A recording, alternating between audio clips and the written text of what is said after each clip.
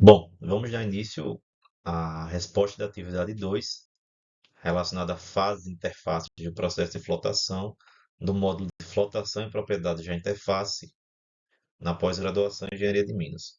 Então, foram formulados dois quesitos, questionamentos. O primeiro relacionado ao que é tensão superficial e qual sua influência na interação partícula-bolha. E o segundo, quais são os fatores que estimulam a colisão partícula-bolha. Explica o porquê desse estímulo. Então, nós temos tensão superficial, também conhecida como energia livre interfacial, nada mais é do que a responsável pela formação das bolhas e pode ser entendida como uma espécie de película que envolve os líquidos. É o resultado de um desequilíbrio de forças existentes entre as moléculas que se encontram na superfície em relação àquelas encontradas no interior de um líquido.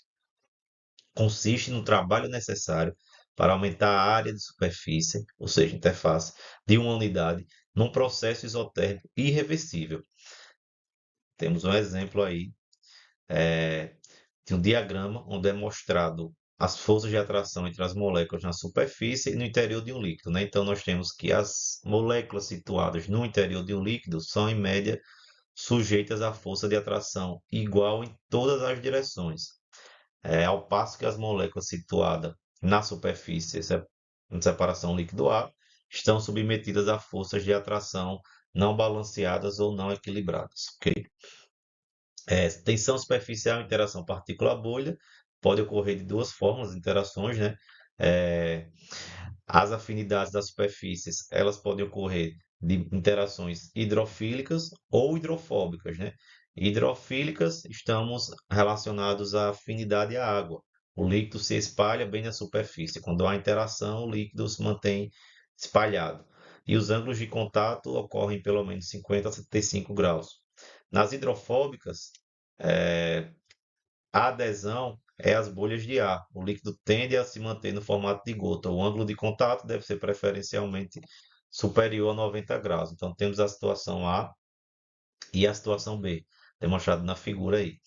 Então, na situação A, nós temos que o líquido se espalha bem na superfície. Já na B, você tem uma situação de adesão a bolhas de ar, né? Interações hidrofóbicas, onde você tem o líquido tendendo a se manter no formato de bolha, certo? Então, na verdade, o que nós temos que entender aqui é o que essas interações de superfícies fazem parte do processo de flotação, né? Porque algumas partículas aderem às bolhas preferencialmente em relação às outras, né? Porque, na verdade, o que nós temos é que existe uma situação de superfície hidrofóbica, fazendo com que essa tensão superficial da água expulse a partícula do líquido, certo? E aí promove a adesão a essa partícula na superfície da bolha de ar, que não ocorre nessa situação onde você tem uma tendência a permanecer no meio líquido, ok?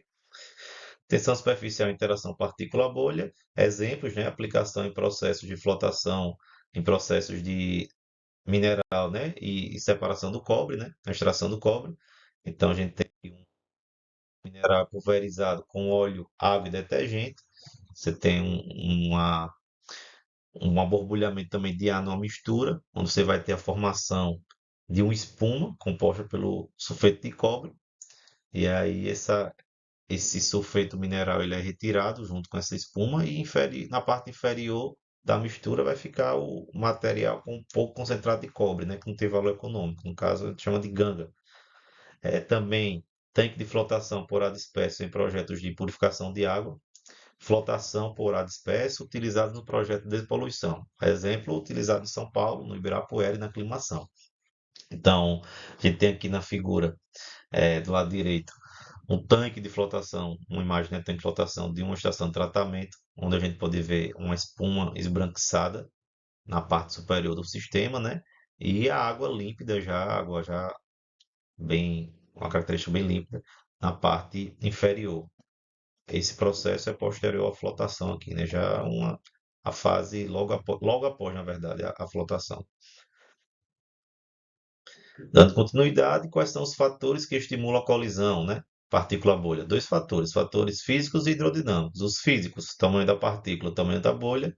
densidade da partícula, densidade da bolha. Os hidrodinâmicos nós temos viscosidade do líquido, cisalhamento, força gravitacional, inércia, quantidade de movimento, difusão, turbulência.